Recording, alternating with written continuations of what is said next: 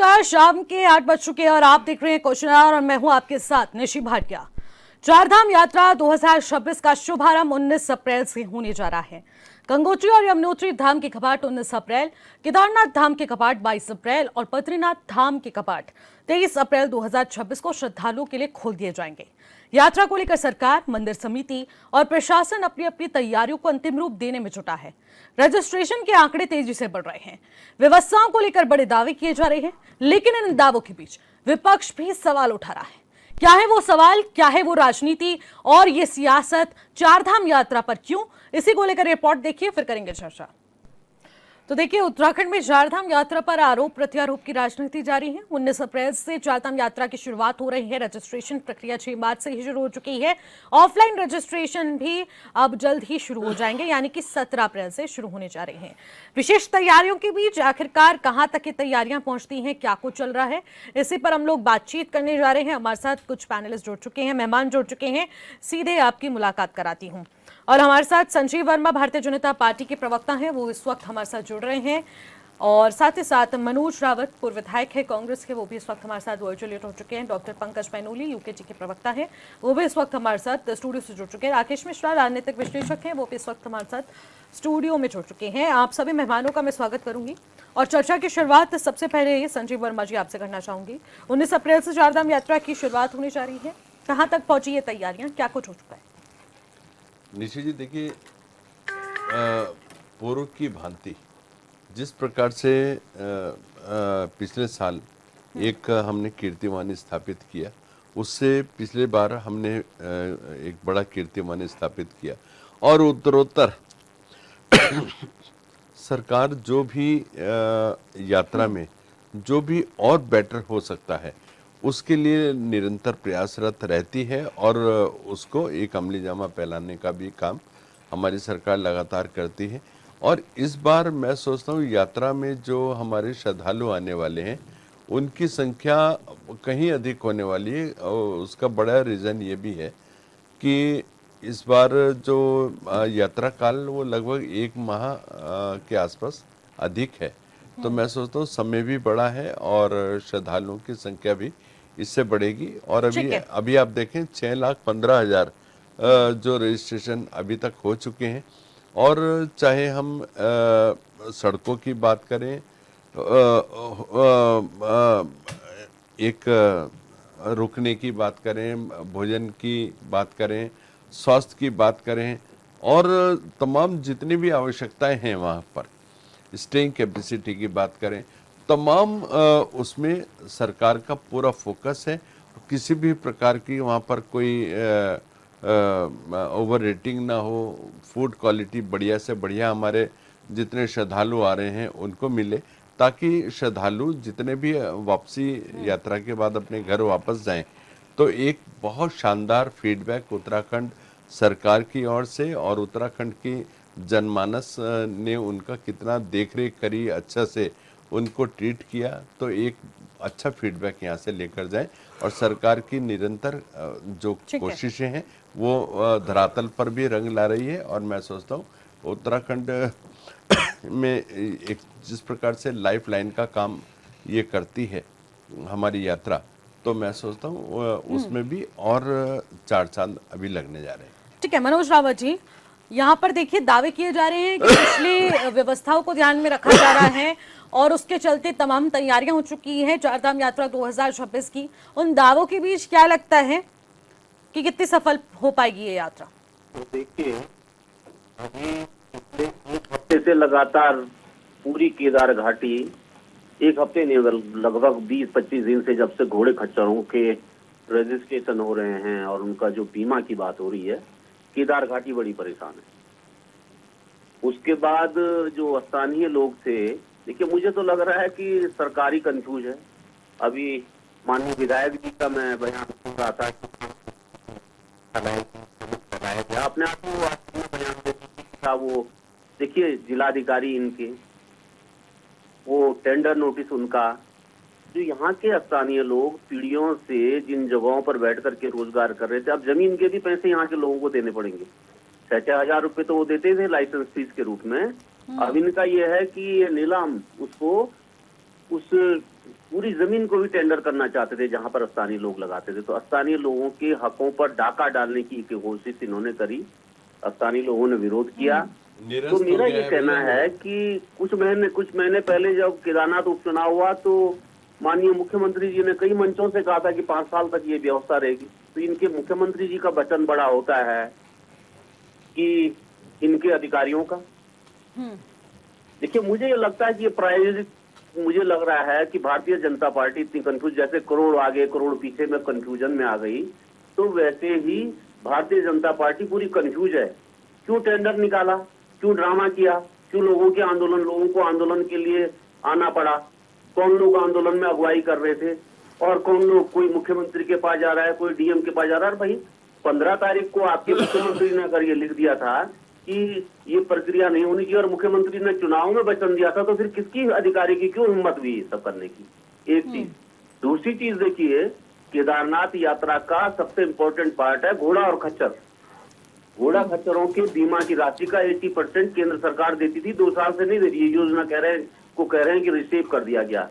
और आपको मैं आज आपके चैनल के माध्यम से बताना चाहता हूं, और विधायक जी भी सुन लें, एक सॉल्यूशन भी दे रहा हूं कि कैसे घोड़े खच्चर वालों को 80% बीमा की राशि दी जाए। हमारे घोड़े खच्चर संचालकों से पिछले 10 साल में 40 करोड़ रुपया राज्य सरकार ने कमाया है, जो जिला स्तर पर एक खाता खुला है उसके द्वारा खर्च होता है।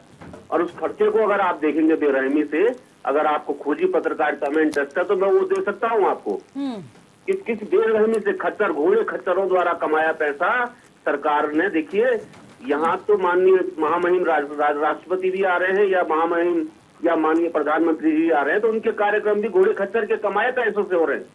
अब आज उनको केंद्र सरकार सब्सिडी नहीं दे पा रही है। सब्सिडी की जो अमाउंट है, जब 40 करोड़ रुपया उन्होंने कमाया है और वो जिले में ही एक खाते में रख करके खर्च किया गया, जो अनाप शनाप खर्च किया, और उस पर तो कभी पोस्टमार्टम करेंगे। वो अब पत्रकारिता का वो समझ नहीं रहा कि वो पोस्टमार्टम कोई चैनल करेगा।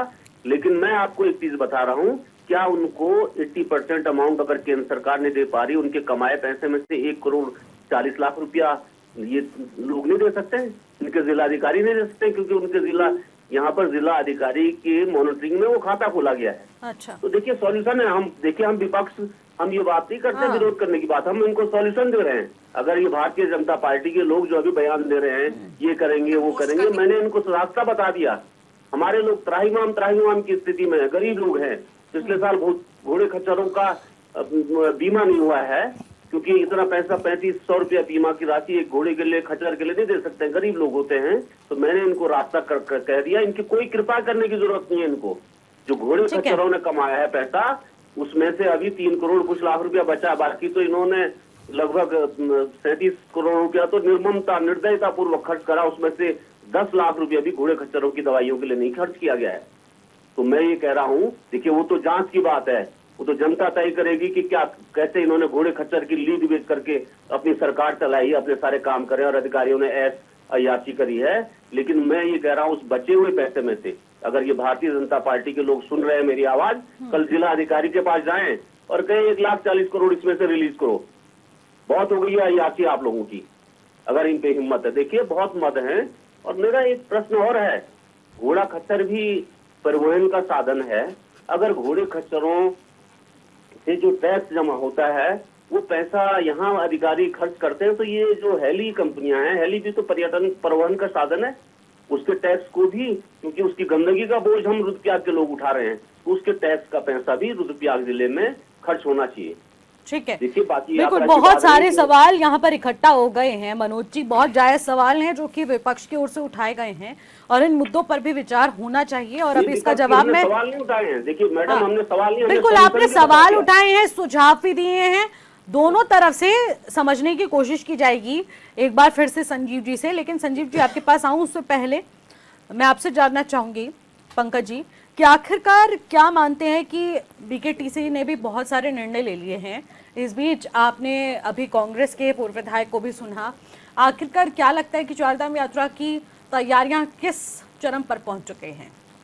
देखिए निशि जी, ये चारधाम यात्रा जो है ये उत्तराखंड के बहुत सारे लोगों का 6 महीने का रोजगार होता है। उनके पास पूरे साल भर रोजगार नहीं होता है, तो उनके पास 6 महीने में होता है। और रुद्रप्रयाग डीएम के द्वारा निकाली गई वो विज्ञप्ति जिसके अंदर जो कच्ची और अस्थायी दुकानों की बात करी गई थी, जिसमें मूल निवासी और वहाँ के लोकल लोगों से भी उसका पैसा लेने की बात करी गई थी, वो कुठाराघात है उनके ऊपर, क्योंकि वो बेचारे 6 महीने तो उनको रोजगार मिलता है, उसमें भी अगर सरकार इस तरीके की चीज़ों को लाएगी तो वो बेहद निंदनीय है और सोचनीय है। दूसरी बात रही चारधाम यात्रा के बीकेटीसी की आप बात करो, बीकेटीसी पता नहीं कौन से जमाने में और कौन से धुन में रहती है। बीकेटीसी ने एक फरमान निकाला था कि चारधाम यात्रा बद्रीनाथ केदारनाथ में अब गैर हिंदू जो हैं वो दर्शन नहीं कर पाएंगे। और कल मैं बयान सुन रहा था बीकेटीसी के अध्यक्ष जी का कि अगर कोई एफिडेविट दे दे, कोई लिखित में दे दे, तो हम उसको दर्शन करने देंगे कि सनातन में मेरी आस्था है। और ये तो फिर क्या आपका मतलब क्या स्टैंडर्ड रह गया बीकेटीसी का, जब आप अपने एक फैसले पे आप नहीं रह सकते हो। बीकेटीसी ने पिछली बार क्या ब्लंडर करा था, एक क्यूआर कोड लगा के घोड़ा खच्चर के रजिस्ट्रेशन के लिए आप बाहर की कंपनियों को लाते हैं, घोड़ा खच्चर वालों को भी आप बाहर से इंपोर्ट करते हैं। जो लोकल का घोड़ा है, जो लोकल के खच्चर है, वहाँ के लोकल के लोगों को पता है कि कौन सा घोड़ा खच्चर कितनी बार जो है वो ट्रिप कर सकता है एक केदारनाथ में। दूसरी बात, उनको जो बाहर से आए हुए लोग होते हैं जो वहाँ पे आके अपना घोड़ा खच्चर चलाते हैं, वो एक तरीके से वहाँ के लोगों के हकों पे डाका डालते हैं। और बीकेटीसी की पहली बार की ये बात नहीं है, लगातार बीकेटीसी जो है ऐसी कई तमाम गलतियाँ, ब्लंडर्स वहाँ कर चुका है। सोने की बात हो, क्यूआर की बात हो, रजिस्ट्रेशन की बात हो, बायोमेट्रिक्स की बात हो, बहुत सारी चीज़ें सरकार बार बार बोलती है लेकिन सरकार करती नहीं है। तीसरा आ जाते हैं सरकार की जो व्यवस्थाएं हैं। सरकार की व्यवस्थाएं ये हैं कि पिछली बार जो यात्रा हुई थी उसमें 65 प्लस जो श्रद्धालु थे उनकी डेथ हुई लैक ऑफ हेल्थ इंफ्रास्ट्रक्चर। जो आपके चारधाम की यात्रा के जो रूट्स हैं वहां पे जो हेल्थ इंफ्रास्ट्रक्चर है वो जीरो है, नल्लीफाई है। तो वहां पे जो 65 पिलग्रिम्स जो पिछली बार आए थे उनकी 65 के प्लस डेथ हुई only because of lack of health infrastructure. अगर आप वहां पे चीजों को प्रोवाइड नहीं कर सकते हैं, आप उन सारी चीजों को वहां पे अप्लाई नहीं करवा सकते हैं, तो आप कम से कम इसको कंट्रोल कीजिए। अगर आप कंट्रोल नहीं कर सकते हैं, अभी 6,15,000 का रजिस्ट्रेशन का आंकड़ा आ चुका है। ये वो हैं जो लोग रजिस्ट्रेशन करवा के आ रहे हैं, बहुत सारे ऐसे लोग हैं जो रजिस्ट्रेशन करवा के नहीं आते हैं। एक बायोमेट्रिक्स की बात हुई थी कि बायोमेट्रिक्स होगा जो भी यहां से जाएगा, वो भी धरातल पे नहीं उतरी। पिछली बार गंगोत्री और यमुनोत्री में जो बनी थी पार्किंग, वो किस तरीके से दलदल बन गया था, ये किसी सबने देखा है। तो सरकार हो, बीकेटीसी हो, ये लोकल प्रशासन हो, वो जो मूल निवासी हैं, जो वहाँ के लोग हैं जिनका 6 महीने का रोजगार है, उसके लिए कोई नहीं सोचता है। ठीक है राकेश जी, आपसे जानना चाहूंगी कि देखिए अभी तक आपने सभी को सुना और सुझाव भी सुन लिए, सवाल भी सुन लिए, जवाब भी सुन लिए, लेकिन क्या लगता है कि धरातल पर कितनी व्यवस्था उतर चुकी है और उसके तहत क्या लगता है चारधाम यात्रा व्यवस्थित होने वाली है? क्योंकि मेडिकल कंडीशंस की बात यहाँ पर की जा रही है, मेडिकल इंफ्रास्ट्रक्चर की बात की जा रही है, ट्रैफिक प्लान्स की बात की जा रही है और कहा जा रहा है कि सुव्यवस्थित सुगम यात्रियों के लिए व्यवस्था होने वाली है इस बार। देखिए, सरकार ने कुछ इनिशिएटिव तो लिए हैं, जैसे 10 शेल्टर्स हाउस बनाने की बात हुई है, 10 बनाएंगे। लेकिन बात यहाँ से नहीं शुरू होती, बात पिछले साल के अनुभवों से शुरू होती है। पिछले साल 55 दिन ऐसे गए हैं कि एक भी तीर्थयात्री आपके किसी धाम पर नहीं गया है। क्यों? क्योंकि हम आपदा से पीड़ित थे। इतनी बुरी स्थिति थी कि कई ऐसे राष्ट्रीय राजमार्ग जो 57-58 जगहों पे बाधित हो गए थे, चाहे वो बद्रीनाथ का हाईवे हो, चाहे वो केदारनाथ का हाईवे हो, ये बीच से टूट गए और हमारे तीर्थयात्री फंस गए। तो उन सब अनुभवों को साथ लेकर हमारी तैयारी क्या है, ये एक चिंता का कारण है। दूसरी, भीड़ मैनेजमेंट की का क्या स्थिति है। जो आप ऑनलाइन पंजीकरण का मतलब क्या हुआ कि आप कितने तीर्थयात्री प्रतिदिन ऋषिकेश से रवाना कर रहे हो, कितने तीर्थयात्री आगे बढ़ेंगे, कितने तीर्थयात्री रुकेंगे, इसका भी कोई पिछले साल के अनुभव के अनुसार अगर मैं कहूं तो कोई बहुत बड़ा पुख्ता उपचार इसका नहीं हुआ है। तो उस पर भी हमारा कंट्रोल होना चाहिए। हम अपनी पीठ थपथपा तो लेते हैं कि हमारे पास इस बार विश्व रिकॉर्ड बन गया तीर्थयात्रियों का, लेकिन वो तीर्थयात्री जब यहाँ से लौट कर जाते हैं और पहाड़ से 100 रुपये और 150 रुपये का एक पराठा खा के जाते हैं, भोजन की व्यवस्था 200-250 रुपये थाली खा के जाते हैं, तो वो अपने समाज में जाके क्या प्रतिक्रिया देते होंगे, ये आपके लिए सोचने का विषय है। तो राकेश जी, क्या यहाँ पर सिर्फ संख्या पर बल दिया जा रहा है? मुझे ये लगता है कि संख्या पे बल वो सरकार का काम नहीं है। भारत की जनसंख्या ही 150 करोड़ के आसपास है और 80 से 85% लोग हिंदू हैं और उनके यहाँ एक रिचुअल्स है 4 धाम यात्रा की।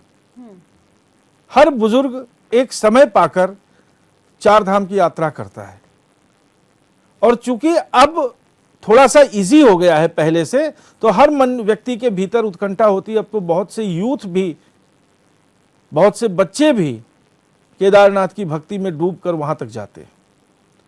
तो ऐसा नहीं है कि ये इस पे सरकार का बहुत बड़ा जोर है या विपक्ष का बहुत बड़ा जोर है। सरकार का काम है इन सब चीजों को व्यवस्थित करके चलाना। पिछले साल का आंकड़ा देखिएगा आप, 246 हमारे तीर्थयात्री अपने घर वापस नहीं गए। क्यों? किसी को कार्डियक अरेस्ट हुआ, किसी को समय पे दवा नहीं मिली, किसी के साथ और घटना घटी। उस पर हमारा क्या है? तो सरकार ने इस साल इनिशिएटिव लिया है। सरकार ने 177 एम्बुलेंस इस रूट पे डालने की बात की है इसी वर्ष, कि हम 177 एम्बुलेंस की बात करेंगे। 177 एम्बुलेंस ऑन दी रूट होगा। पिछले साल हमारे 246 तीर्थयात्री तीर्थयात्रा करने उत्तराखंड आए और यहां से वो जीवित नहीं गए। तो विषय है, ये संकट का विषय है। हमने 50 लाख लोगों को या 5 करोड़ लोगों को हमने तीर्थयात्रा करा दी, वो मेरे लिए उपलब्धि नहीं है। मेरे यहां आने वाला हर एक तीर्थयात्री सुरक्षित वापस अपने घर पहुंचे, ये मेरी उपलब्धि है। मेरी उपलब्धि ये है कि हमारे प्रदेश में जब कोई मेहमान आए और वो जब अपने घर वापस जाए तो उसके पास वो एक संदेश लेके जाए कि हाँ, हम एक ऐसे प्रदेश में गए थे जहां सच में वो देवभूमि है और वहां देवताओं का वास है। और रहा, जैसे वो अभी चर्चा हो रही थी कि खच्चरों के साथ और उनके साथ नियम होना चाहिए। ऐसा नहीं कोई मनमाना रेट ले ले, हर चीज का नियम होना चाहिए। हाँ। और नियम के दायरे में लाकर उनके लिए भी, अब आप सोचिए कि इसी प्रदेश में 55 दिन जब एक भी तीर्थयात्री तीर्थयात्रा के सीजन में नहीं था, तो व्यापारियों की क्या स्थिति रही होगी, स्थानीय व्यापारियों की क्या स्थिति रही होगी, वहां के लोगों की क्या स्थिति रही होगी। जब पूरा प्रदेश भीषण आपदा से गुजर रहा था, उस समय क्या देखिए, सबसे बड़ी बात जो है वो आपदा भी निकल कर सामने आती है। एक ऐसा दौर भी आएगा चारधाम यात्रा के बीच, मॉनसून का सीजन आएगा जब पहाड़ों में भारी वर्षा होती है और उस बीच आपदाओं का संकट मंडराना शुरू हो जाता है, बादल फटने जैसी घटनाएं देखने को मिलती हैं।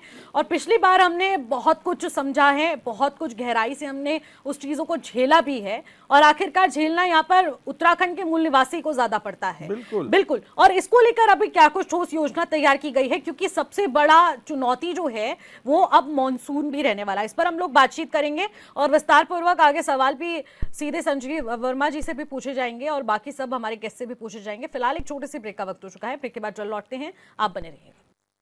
ब्रेक के बाद एक बार फिर से आपका स्वागत करते हैं क्वेश्चन में। और क्वेश्चन में हम लोग एक बहुत ही जरूरी मुद्दे पर चर्चा कर रहे हैं, वो है उत्तराखंड में चारधाम यात्रा पर आरोप प्रत्यारोप। एक तरफ दावे हो रहे हैं, तैयारियां हो रही हैं, लेकिन इसी बीच सियासत भी हो रही है। ब्रेक से पहले हम लोग चारधाम यात्रा के मुख्य पड़ाव की बात कर रहे थे और जो सबसे ज्यादा चुनौतीपूर्ण जिसे कहेंगे चारधाम यात्रा में एक चीज रहती है वो है मॉनसून सीजन।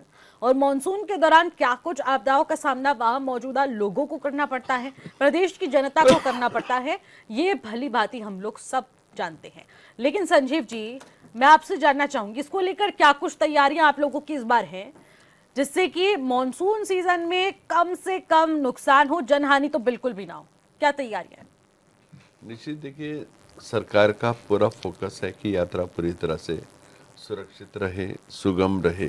और उसके लिए अभी आपने जैसे बोला आपदा की यदि आप बात कर रहे थे, देखिए आपदा किसी के वश में तो होती नहीं है, लेकिन उसके जो नुकसान है उसको हम कैसे मिनिमाइज कर सकते हैं, कैसे हम अपने बगैर जनहानि के और जो स्थानीय लोग वहाँ पर वास करते हैं और जितने हमारे श्रद्धालु आते हैं वो उस आपदा से उनको दो चार ना होना पड़े, उसके लिए सरकार लगातार काम कर रही है। और अभी से इस प्रकार की एक प्लानिंग भी सरकार के द्वारा तैयार की जा रही है कि कुछ ऐसे स्पॉट्स हैं जहाँ पर लैंडस्लाइडिंग बहुत ज़्यादा होती है, तो वहाँ पर जो ज़रूरी मशीनें हैं, डोज़र हुए, कुछ और मलबा साफ करने की मशीनें हैं, वो वहाँ पर डिप्लॉय की जा रही हैं। और अगर कहीं पर बादल फटने जैसी कोई स्थिति उत्पन्न होती है तो उससे हम कैसे फौरन अपने जितने हमारे श्रद्धालु हैं या स्थानीय लोग हैं उनको कैसे रेस्क्यू कर सकते हैं। हेली सेवाओं जो हमारी हेली एम्बुलेंस है, जो हमारी डॉक्टर्स की टीम है, उनको एक जो स्वास्थ्य के प्रति जो इंफ्रास्ट्रक्चर है उसको भी एक पूरी तरह से सदृढ़ता प्रदान करते हुए सरकार काम कर रही ठीक है। है। और स्वास्थ्य इंफ्रास्ट्रक्चर पे इस बार थोड़ा ज़्यादा फोकस किया गया है। वहाँ पर जो सुपर स्पेशलिस्ट डॉक्टर्स हैं वो डिप्लॉय किए गए हैं। जो हमारी स्टेइंग कैपेसिटी है उसके ऊपर फोकस किया गया है, ताकि और क्राउड मैनेजमेंट के ऊपर फोकस किया गया है। और तमाम तरीके के वहाँ पर जो बुनियादी ज़रूरतें, बुनियादी आवश्यकताएं हैं, उसको कैसे हम पूरी तरह से एक पूर्णता दे पाएँ। और जो हमारा बाहर से, देश से, विदेश से, अन्य राज्यों से जो भी श्रद्धालु आते हैं वो उत्तराखंड देवभूमि के प्रति एक सकारात्मक रुख लेकर और सकारात्मक विचार लेकर अपने घरों को पूरी तरह से सुरक्षित लौटे और यहाँ उत्तराखंड की वाहवाही करता हुआ अपने घर जाए, उसके ऊपर सरकार का सबसे बड़ा ठीक है। फोकस। आपने यहाँ पर हेली एम्बुलेंस का जिक्र किया। पिछली बार हम लोगों ने देखा कि चॉपर क्रैश हुए हैं, बहुत सारे हेलीकॉप्टर क्रैश की घटनाएं हुई हैं, और उसके बाद भी सरकार का ये रुख रहा कि मौसम की खामियों के चलते, टेक्निकल इश्यूज के चलते उन चॉपर्स को वहां पर रखा गया था, लेकिन टेक्निकल खामी ना पाकर वहां पर उनकी एक्सपायरी से रिलेटेड खामियां वहां पर पाई गई थी। अब इस पर विशेष फोकस है आपका या नहीं संजीव जी? देखिए, दो चीज़ों के ऊपर सरकार का बड़ा फोकस है। एक तो जो हमारी हेली सेवा है, पिछली बार देखा गया कि कुछ जो ये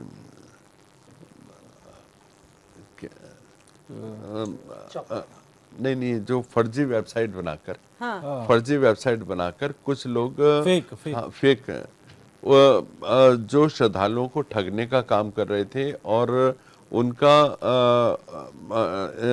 एक ओवर रेटिंग भी उसमें कर रहे थे। तो ऐसे तमाम तत्वों के ऊपर भी सरकार की पैनी निगाह है। ओवर रेटिंग कतई नहीं होगी और सरकार ने जो वहाँ के यात्रा के जो चार्जेस हैं हेली सेवा के, उसको भी निश्चित किया है और उसको और पहले से और भी कम करने का सरकार लगातार प्रयास भी कर रही है, काम भी कर रही है। और इस यदि जो साइबर ठग जो हमारे श्रद्धालुओं को किसी न किसी रूप में ठगने का काम करते हैं, चाहे रजिस्ट्रेशन की बात करें हम, चाहे हेली सेवा में बात करें, चाहे अन्य तरीकों से होटल बुकिंग के नाम पर भी मैंने जो सवाल पूछा, मैंने साइबर क्राइम से रिलेटेड नहीं, मैंने चॉपर क्रैश से रिलेटेड सवाल पूछा। नहीं, चॉपर क्रैश के भी आप देखिए। हाँ, हेलीकॉप्टर क्रैश क्यों हुए उसकी वजह आप लोग बेहतर तरीके से जानते हैं, और इस बार जो व्यवस्था आप लोग कर रहे हैं कि आप लोगों ने पहले से ही उनकी टेक्निकल इश्यूज और उनके फॉल्ट्स को बारीकी से जांचा है, परखा है, क्या तैयारियां हैं उसको लेकर? निश्चित जी, देखिए, बढ़िया से बढ़िया जो हमारी हेली सेवा की जो कंपनीज हैं उनको हम लोग रख रहे हैं और एक एक व्यक्ति की, एक एक श्रद्धालु की जान माल की सुरक्षा हमारी जिम्मेदारी है और अपनी जिम्मेदारी का हम पूरी तरह से निर्वहन भी कर रहे हैं। और जितने भी श्रद्धालु हमारे आते हैं सुरक्षित आएं और सुरक्षित दर्शन करके सुरक्षित ठीक है। अपने घरों को वापस जाएं। ठीक है मनोज जी, 121 करोड़ रुपए का बजट निर्धारित किया है। बीकेटीसी के अध्यक्ष इस बात को बताते हैं कि 121 करोड़ को व्यवस्थित किया जा रहा है कि कहाँ कहाँ जहाँ जहाँ जरूरतें हैं, पिछली बार से हमने सीख ली है, और वहाँ वहाँ इन चीजों को इम्प्लीमेंट किया जाएगा। बजट के हिसाब से उसको तैयार किया जा रहा है व्यवस्थाओं को। क्या लगता है 121 करोड़ रुपए कहाँ कहाँ इस्तेमाल होने चाहिए, क्या व्यवस्थाएं हो रही हैं? देखिए, इतिहास में पहली बार बीकेटीसी का पैसा 10 करोड़ से तो मैं कंफर्म हूं, लेकिन मुझे पता है कि लगभग 20 करोड़ रुपया सरकार को कामकाज के लिए दिया गया है।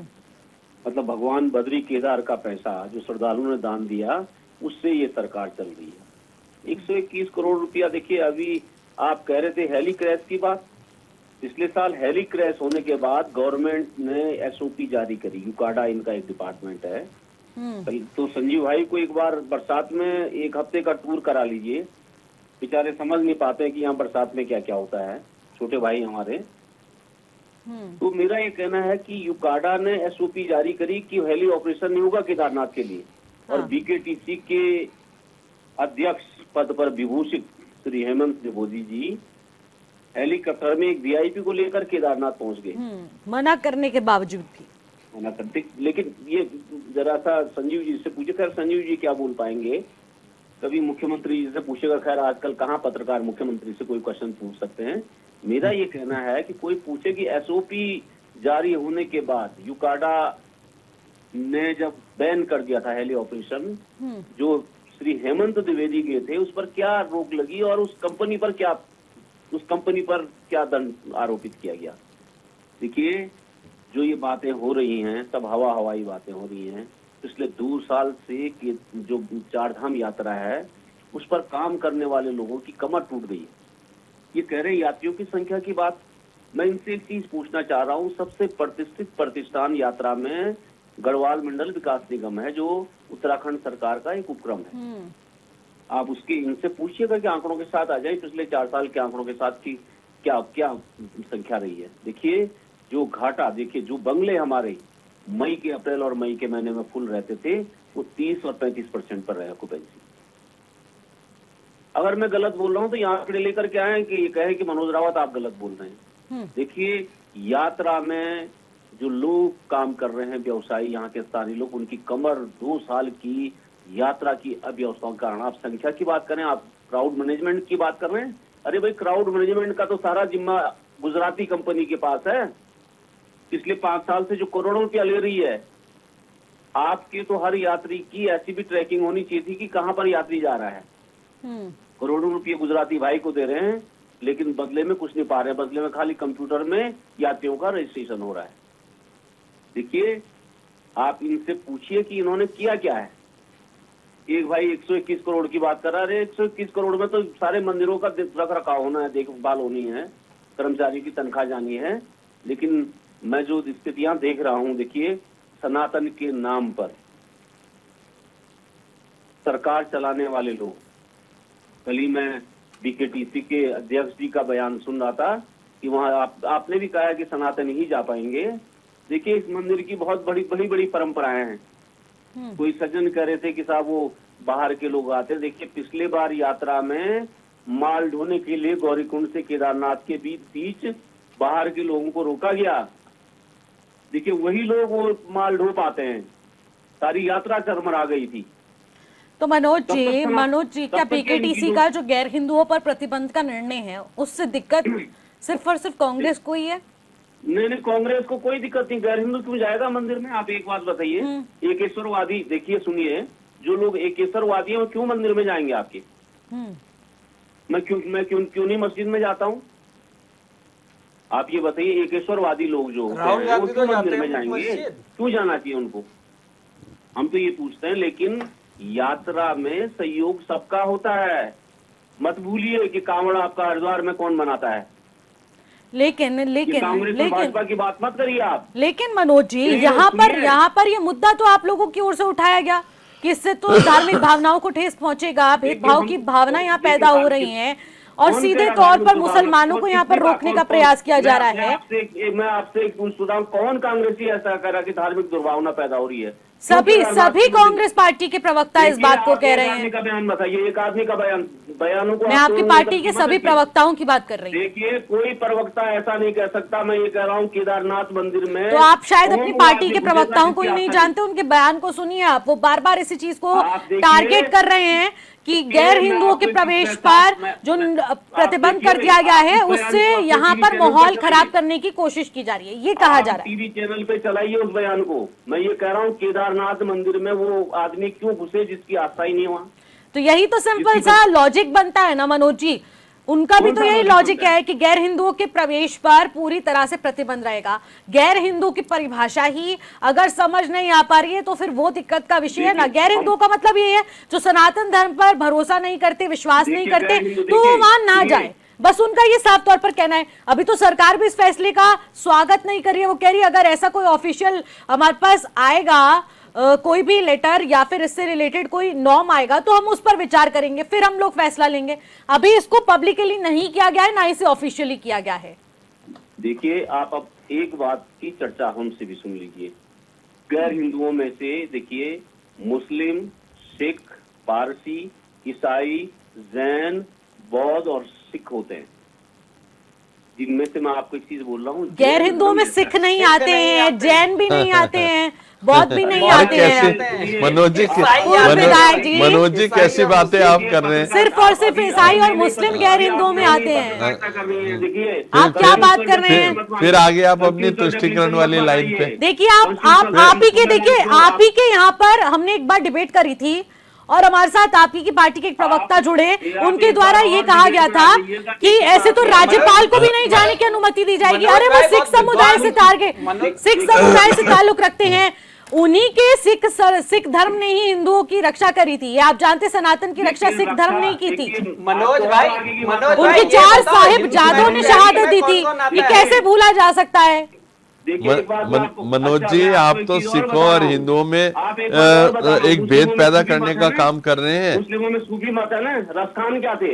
रसखान क्या थे? कृष्ण भक्त नहीं थे? देखिए यहाँ पर क्यों लगता है फिर सब पे धर्म का आएगा। सुनिए, मैं आपको बता रहा हूँ, हमारी एक साफ लाइन है कि जिस व्यक्ति की आस्था उस इष्ट के प्रति नहीं हमारे, तो वहाँ क्यों प्रवेश करे? तो बात तो यही तो कहा जा रहा है, गैर हिंदुओं का मतलब ही यही है। अच्छा, आप दूसरी बात आप कह रहे हैं, सिख वाली बात कह रही हैं। देखिए, जो गुरु गोविंद सिंह जी ने जो देवी की आरती लिखी है, उससे बढ़िया आरती कोई नहीं है। तो रसखान ने तो राम के भजन तो वही तो मैं कह रही हूँ ना मनोज जी, आप ही कह रहे हैं कि सिख समुदाय सनातन संस्कृति में जिसे कहेंगे कि आस्था ही नहीं रखता है, ऐसा तो है ही नहीं ना। 4 साहिबजादों ने सनातन धर्म की रक्षा करने के लिए शहादत दे दी, आप बोल रहे हैं कि उन्होंने कुछ करा ही नहीं है तो वो गैर हिंदू हो गए। ये टॉपिक ही कहीं और जा रहा है, ये टॉपिक है ही नहीं डिस्कशन का।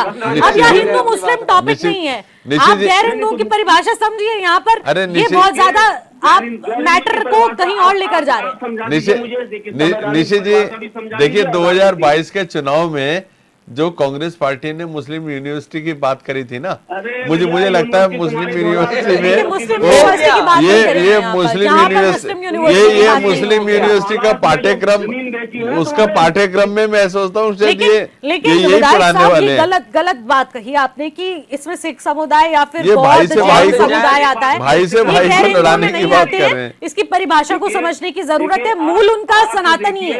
आप ये गलत और सही की परिभाषा आप नहीं बताएंगे, आप चर्चा में आइए। मैं भी आपको यही चीज बताना चाह रही हूँ, उनके नॉर्म्स में ये चीजें मेंशन है। कौन सा नॉर्म? संविधान की बात करिए आप। संविधान में ही लिखा है, हिंदू मैरिज एक्ट संविधान के हिसाब से बना है। हिंदू मैरिज एक्ट के अंदर वो सारे लोग आते हैं। इस टॉपिक को अलग ले जाने की जरूरत नहीं है, हमारा टॉपिक नहीं, हमारी चारधाम यात्रा पर व्यवस्था एक टॉपिक है। आती हूँ मैं आपके पास। निशी जी, कांग्रेस पार्टी के तेलंगाना के मुख्यमंत्री जो कहते हैं मुस्लिम मतलब कांग्रेस, कांग्रेस मतलब मुस्लिम, तो ये इनका तो न यात्रा से कोई लेना देना है, न सनातन से कोई लेना देना।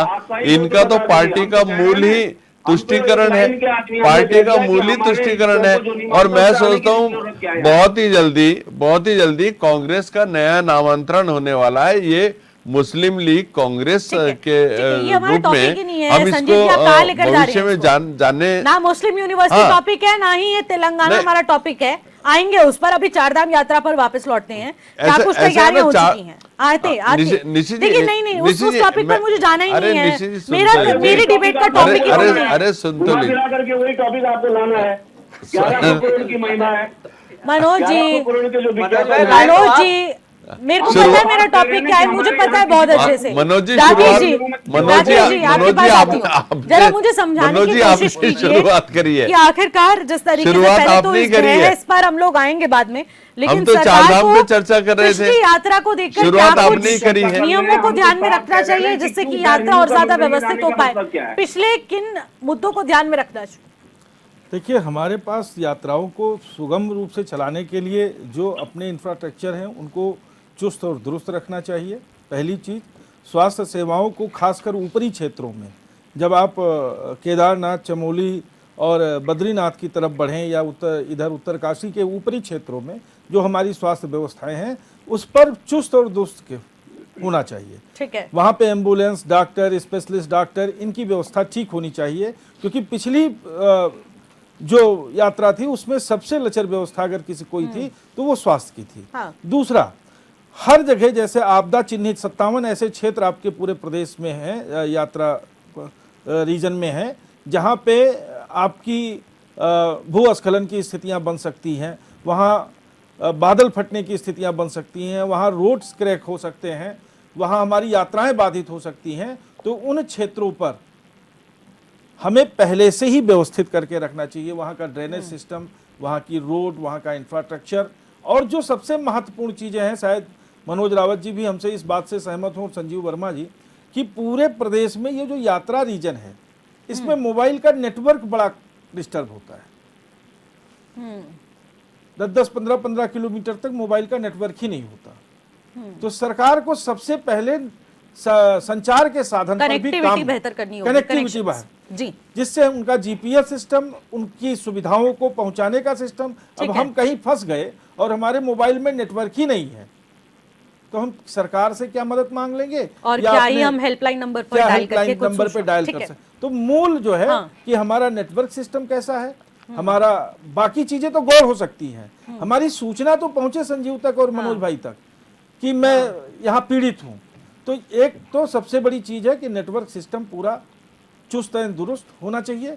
स्वास्थ्य सुविधाओं पर विशेष रूप से सरकार को इस पे एक अलग तरीके से ध्यान देने की जरूरत है। और तीसरा जो सिस्टम है कि हमारा क्राउड मैनेजमेंट कैसा है।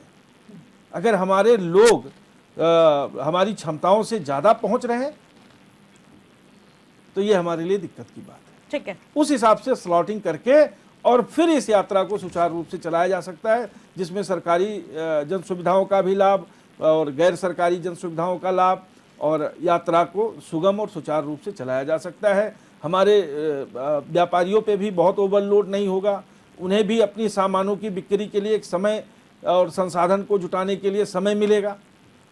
जब ओवर क्राउड होता है, आप बद्रीनाथ पहुंचिए, जिस दिन ओवर क्राउड होता है उस दिन आपको कमरे नहीं मिलते, रहने की व्यवस्था नहीं मिलती, आपको भोजन ढंग से नहीं मिल पाता।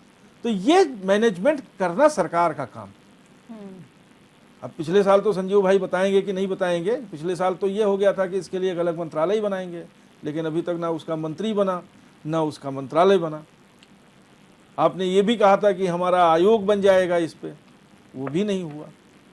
तो इस बार चुनावी वर्ष है, हम चाहते हैं कि एक मंत्री बनाइए, चारधाम मंत्री तो क्या कैबिनेट विस्तार तक की बात यहाँ पर चल रही है, ना? लेकिन अभी तक वो और नहीं हो पाया, तो मंत्री तो दूर रावत की बात। जी, थोड़ा सा मैं अपने ज्ञानार्जन से या जो भी प्रभु ने मुझे शक्ति दी है, मैं आपको सिख का मतलब बता देता हूँ। सिख कहते हैं, असल में पंजाबी शाह नहीं बोल पाते, उस शाह को, तालाबी शाह को खा कहते हैं। तो वो सिख का शिष्य का सिख हुआ, वो तद्भव है अपने हिंदी भाषा में, उसका तद्भव करके सिख शिष्य शब्द है। शिष्य माने चेला, शिष्य को सिख बनाया गया, तो वो सिख कहते हैं। एक्चुअल में वो गुरु को पूछते हैं और गुरुमुखी होते हैं। कोई भी आपको जो पंजाबी मिलेगा वो गुरुमुखी होते हैं, और गुरु की परंपरा सनातन से ही निकलती है, और उनके जितने भी भजन हैं वो राम को ही गाते हैं। बिल्कुल, इसलिए वो, और सही बात है, सरदार का मतलब सरदार वो शक्ति है जिसने दार का मतलब तलवार और अपना सर जिसने तलवार पर रख दिया। किसके लिए? सनातन की रक्षा के लिए। बिल्कुल। तो वो हमारे प्रहरी रहे हैं, मतलब युगों से, आज नहीं। तो वो हिंदू से अलग नहीं है। जैन भी हमारा ही एक संप्रदाय है, सनातन का ही, और बौद्ध भी हमारा ही एक संप्रदाय है। बिल्कुल, और वो ये चीज मानते भी हैं। जी बिल्कुल, अगर वो मानते हैं कि हमारा मूल देखिए, सनातन है। ठीक है, देखिए मैं आपको बता रहा हूँ कि गुरुद्वारा जो कमेटीज हैं उनसे पूछ लीजिए। देखिए बहुत बड़ी बहस का मुद्दा बन जाएगा।